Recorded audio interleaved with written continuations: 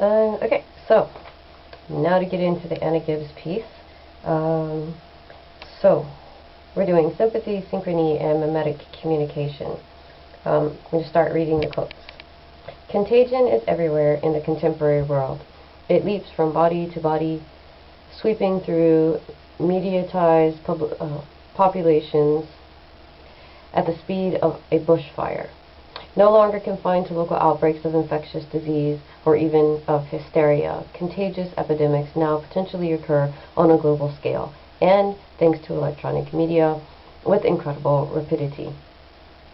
Consumer economics actually rely on contagion for everyday functioning, connecting people, money, goods, resources, ideas, and beliefs in global flows of communication and exchange in ways that fundamentally alter relations in the process. This calls for an understanding of what I term mimetic communication. By mimetic communication, or Memisis, I mean, in the first instance, the corporally based forms of imitation, both voluntary and involuntary, on which literary representation ultimately depends. At our most primitive, these involve visceral level of affect contagion, the synchrony of facial expressions, vocalizations, postures, and movements with those of another person, producing a tendency for those involved to converge emotionally. In this piece, that opening actually caught me right away because it's talking about that Darwinian primordial interrelation that humans have. As much as we like to see ourselves as autonomous, fractured, individual, untouchable, there is a mimetic communication that escapes language that is involuntary by and large, for the most part, that we are trapped in. We are trapped in almost a tango dance between with us and other people. Sometimes it's structured, sometimes it's rigid, but it is very much connected. And a lot of times it's just an auto response. It's how we learn to read, it's how we learn to speak, it's how we learn to get along in the world, is through mirroring or mimesis in relation with our parents. So continuing on with the quote, and it's so deeply embedded in us that there really is no getting out of it, and this is how a lot of ideology is transferred. It's not transferred through language, which is limited also. It's transferred through communication. I remember doing a study on communication and how that works for the human, and only about 10%, and the numbers fluctuate, so I'm rounding it out. You could just do a simple Google search, Google Scholar, and you can actually pull the actual numbers up, and depending on who's producing the numbers, it's going to change, but about 10% of communication is actually words. There's power in words because they're embedded with emotion, but only 10% of communication, true communication between people, occurs on the level of words. 20% is communication happens, so an additional 20% happens with tone of voice.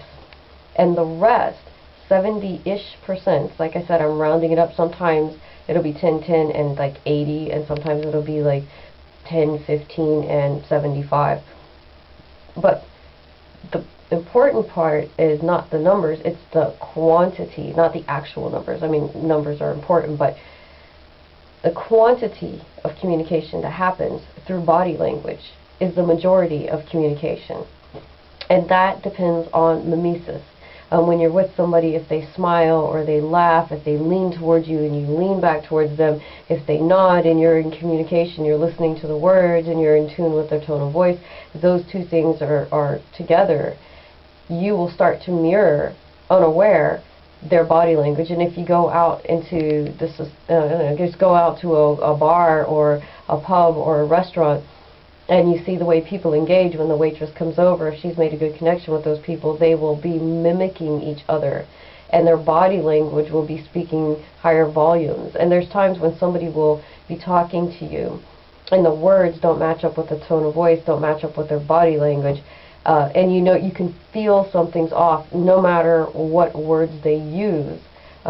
We call it sugarcoating because underneath we can actually feel the tension, the animosity, the resistance, whatever is going on underneath, no matter how sugar-coated those words are, or how sugar-coated things become because of it, the words. It's not going to undo the communication that you're receiving from tone of voice, and most importantly through mimesis. Continuing with the quotes, mimesis is rather like an image in which figure and ground can always be reversed, so that sometimes subjectivity is in focus, while at other times it recedes into the background, leaving something new to appear in its place. Rather than privileging one view over another, the task of theory may then be to know through which optic it is most productive to look at any given moment. And this goes back to what I was talking about yesterday, that all of these theorists, it's not privileging one over the other at all times, but knowing when to shift lenses, or allowing yourself to shift lenses. Anna Gibbs seems to be talking to that. Continuing with the quote. Or perhaps more difficult, to learn how to oscillate between these views, neither of which is simply to be discarded. Mimetic communication can be conceived as an example of synchrony, as pervasive sharing of form that seems to be the fundamental communication principle running through all levels of behavior. It might equally be conceived as a contagious process that takes place transversely across the topology, connecting heterogeneous networks of media and conversation, statements and images, and bodies and things. Affect plays a central part. The aspect of affect with which the humanities and culture studies have mostly been concerned with in recent years is an asubjective force in a perspective from which the human appears as an envelope of possibilities, rather than the finite totality or essence presented by the idea of the individual organism. Then she continues on, Brian Musami can describe affect as an energetic dimension or capacity, and emotion as a selective activation of expression of affect from the virtual co-presence of potentials on the basis of memory, experience, thought, and habit. And I was thinking about this when we were going through the course, how in psychology there's this belief that you can modify your behavior through making new connections, so meeting new people. They have this saying, fake it until you make it, to where you can actually retrain yourself based on mimesis, and how you connect with the world and how you change your views by acting out what you have been taught, or reteaching yourself. You can actually come back around to being a whole, healthy person, or finding yourself again, remembering how you used to do things. And then, of course, Anna Gibbs did touch on the fact that mimesis is the dominant, it's the sharing of form, and it's the fundamental communication principle running through all levels of behavior. And so in communication, there's that body language.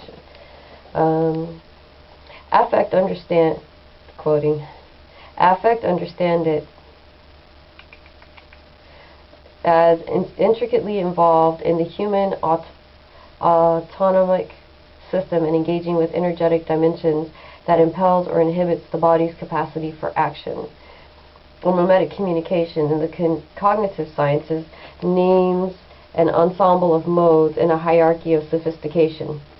So this would be mimetic communication ranked cognitively in hierarchy: mimicry, emulation, imitation, and mimesis. Distinguishing between them is important, especially in the empirically based cognitive sciences.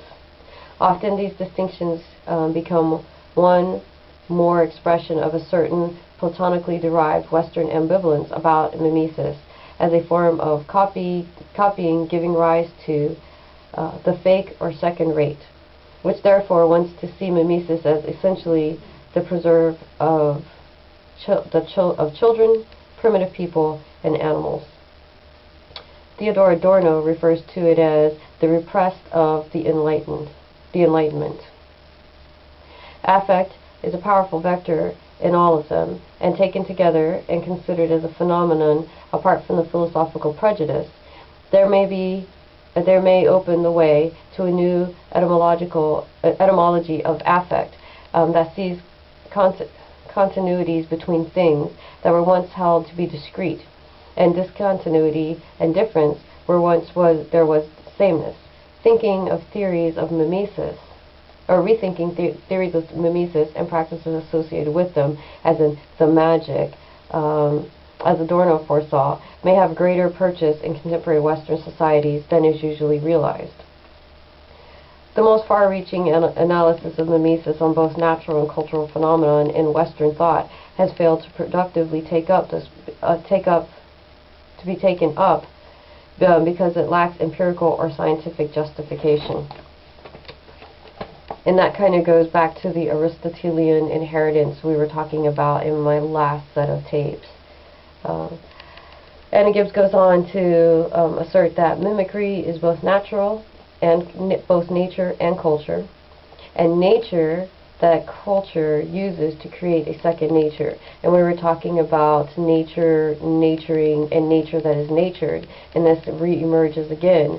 But mimicry would be the agent of that naturing that we were talking about yesterday in, I believe it was the generativity of flesh.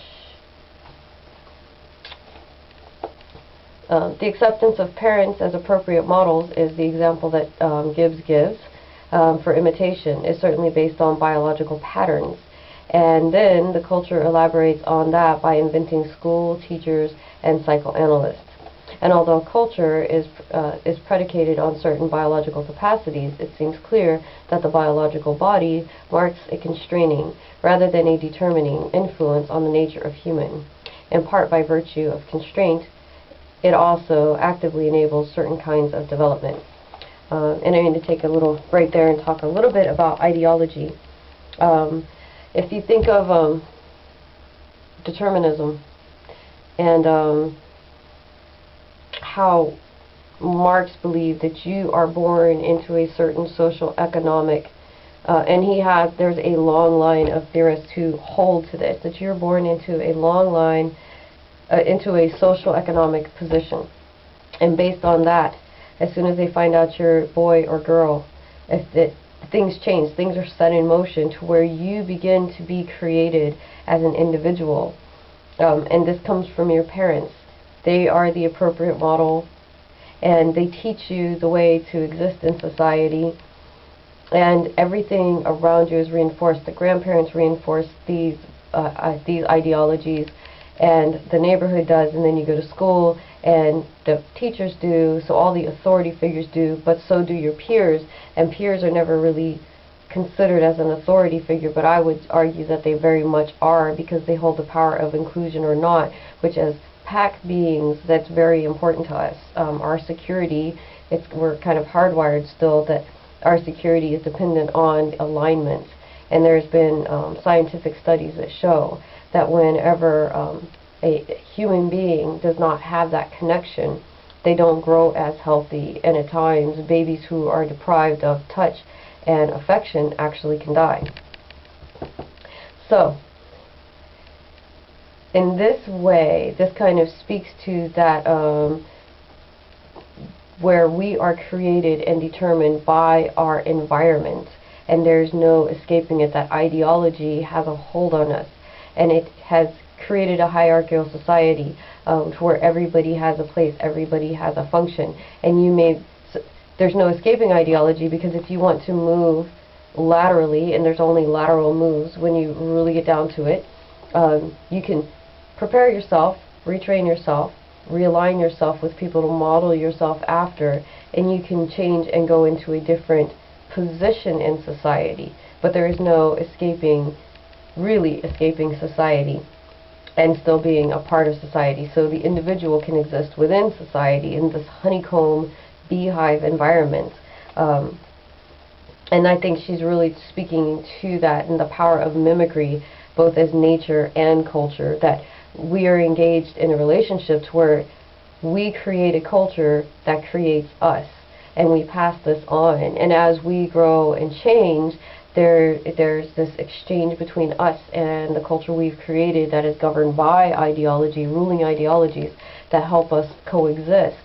And I think of Nietzsche and lying in the non-moral sense, where to exist, we know that we could go off into the woods. Giving absurd, exaggerated examples does not undermine and does not take away the reality that for most people, they are going to live in a culture, in a society, and now it's on a global scale, to where we are exchanging information with people that before it would have been impossible.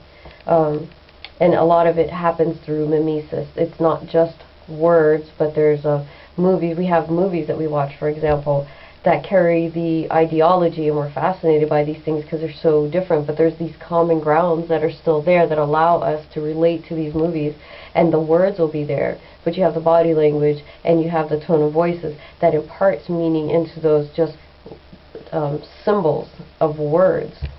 So in this way, evolution there's something mutable and malleable about evolution, and I think that's because of that, where we were talking yesterday about that folding and that constant changing of the world that we live in, because we're only focusing on certain parts of it, and when we change to engage with other parts of the world that is larger than us, parts of it that we will never be able to access because we are locked in the human condition, then that's where we get that mutually unfolded and unfolding and infolding structures that continue to give us this sense of change. But it's not really that anything has changed, it's just we have changed our engagement, and we have chosen to now focus on another aspect, possibly at the expense of ignoring an aspect that previously had our attention. And that kind of constraint is the activity that enables certain kinds of development. So, for example, we're not allowing ourselves to be this wild man anymore. And we contain that, but then we harness that energy and that passion to move towards achieving arts and sciences, understanding of the human condition, scientific innovations, to consider exploring the world beyond our world, the universe and outer space.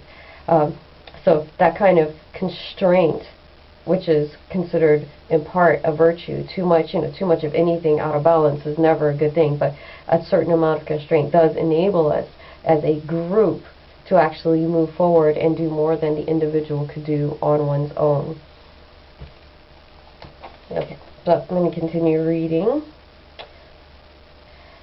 In fact, evolution demonstrates the mutability and malleability of biology as against its permanence. And what she's talking to about there is that we have this false sense that science is concrete and never changing, those who live outside the scientific world. I don't know any scientists who don't say there's only one true science, and that is math, which might change. But right now, that's the only concrete science that we have. Everybody I know who works with biology and chemistry and physics, there's constant discoveries occurring at the same time. So that science is as concrete as we can get. But it's constantly changing, just as the humanities field. I actually was having a conversation with a chemical technician who has a pretty prominent position, and he was talking to me about why I study what I study, and he couldn't quite understand the importance of it. And so I explained to him the difference between him and I is he has things that are memorized, things that can be duplicated, and he has his function in society to go out and test and make reports and ensure the continuity of the health and welfare of the consumer and the area in which these products are prepared for consumption. But what the field of humanities had to offer was, I understand why he feels his position is so important. I understand why he will be driven internally to show up when he's told to actually give up a certain amount of life quality, family time, to do the things he's doing. That is what the humanities had to offer. It's understanding the human condition, the human dynamic, understanding how we relate to each other, how we relate to literature, how literature is capturing in a historical way, but on a level of psychological, emotional, acculturated what is going on within history. And some work is being done now in the historical front of going and looking at literature and letters, literature in the form of letters, cookbooks, and such, to actually find out what the life of the peasant was like back in medieval and Romance times, when they were not literate enough to record their own history, and looking at letters between women to find out what woman's life was really like, because a man cannot write a woman's experience.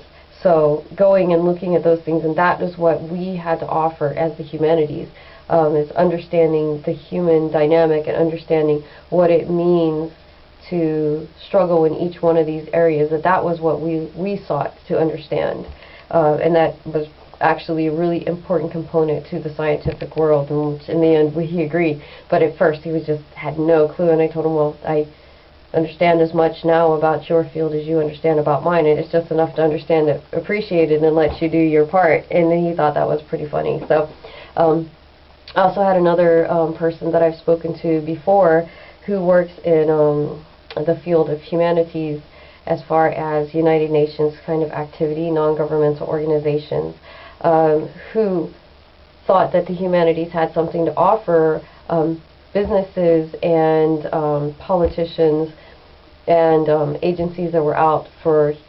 humanist activities, and that was taking something that is very highbrow, very scientific, very clinical, and humanizing it to where the people they are trying to reach and help understand what is going on will actually be able to understand. So to be a bridge of communication between the scientific world and the actual community. And I think a really good example of a failure of that is the standoff that happened out in Elsipogtog in New Brunswick over fracking, to where the communication breakdown actually led to a violent and pretty horrific experience on both sides. The police are there being told they need to do their job, and the people who are protesting are there defending what they believe are their rights. And because of communication breakdown, because nobody was actually communicating, and the sad part is the communication came afterwards, but because nobody from either side was actually attempting to communicate, and there was no in-between person who, as a liaison, who would say, okay, I am going to translate from the native side to the corporate side what the interests and concerns are, or I'm going to take what the corporate side of things is trying to say and translate that into something that the native people, and there was a lot of the other communities that were interested and supportive as well, but to let the average person understand what the commerce side of things is doing. And it wasn't until after they had this violent outbreak that they all sat at the table and realized that communication needed to happen. And I thought that was fairly telling about the power of communication. But also, if you can just go online to YouTube and you can Google it, and there's a lot of videos that actually shows the breakdown of communication on a level of Memisis, because you can hear them talking to the police, but the body language is not matching up with the words that are being said. And I thought that was very interesting, and this was about the time we hit this particular piece. So I'm going to break here, and then I'm going to upload this video, and I will be back.